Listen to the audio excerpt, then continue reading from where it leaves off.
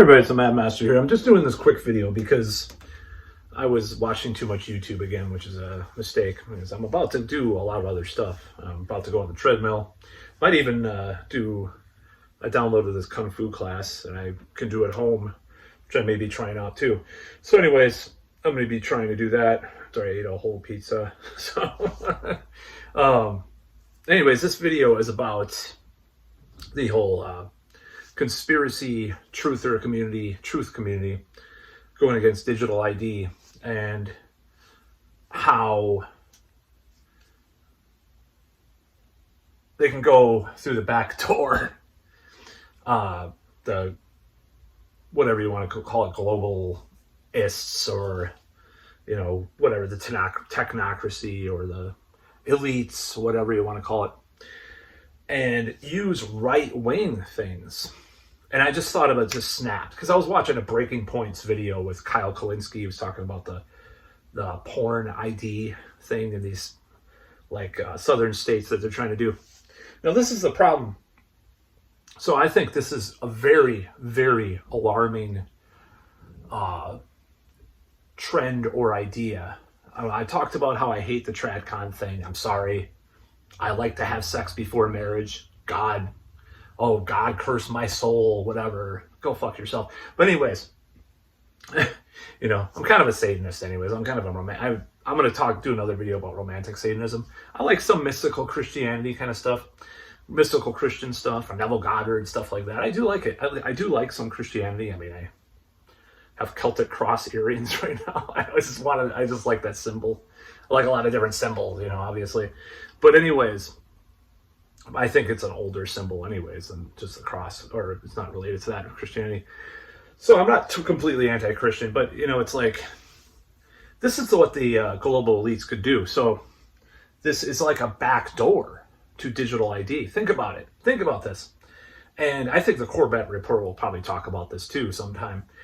If you have this digital ID online for, adult websites in these states, oh, well, who is that sponsored by? Let's look at the sponsors. I remember looking at these, a certain event that happened in the last 4 years, who was sponsoring certain things, and there was, the culprits were there. I'm just going to say, a certain nerd with man tits was at the forefront of some of that stuff with the connections of his corporations and stuff.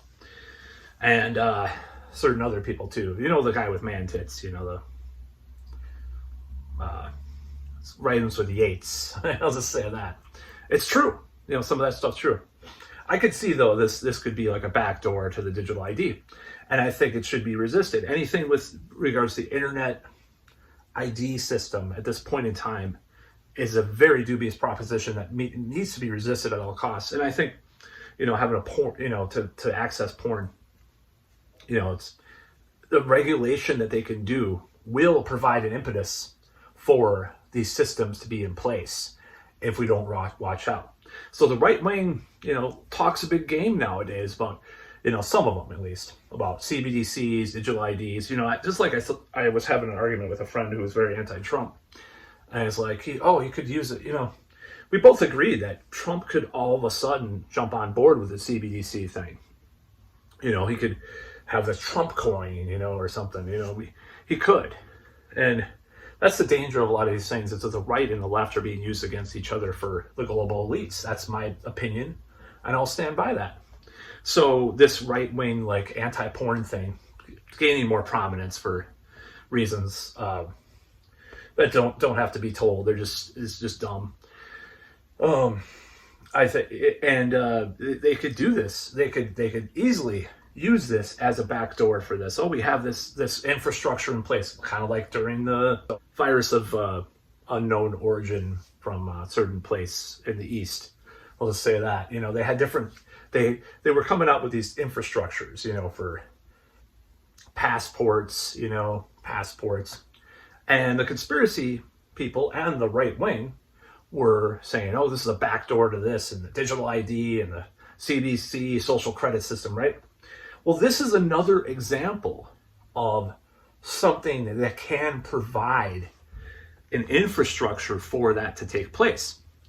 And it's not really a leap to think that the irony is that these are southern states that resisted all the other, mandates for the last 4 years and stuff that are coming, because the socially conservative people are pushing these ideas, and I think they should be resisted. And that's my whole point.